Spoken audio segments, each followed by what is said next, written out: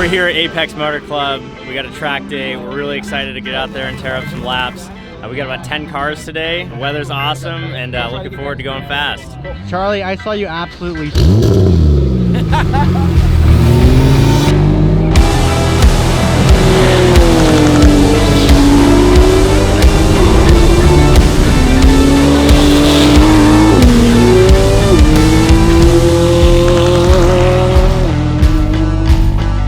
But this car is the real deal. It is so much fun, and like blew past me when we were out on the track. But overall, this is such a fun day. Glad we got to do it out in real life, and what a privilege, man.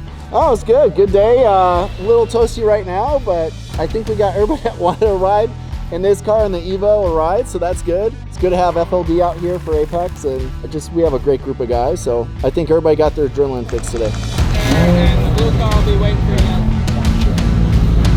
We're gonna go for some real fast laps right now. This is what's up. This car is so sick. It's so fast.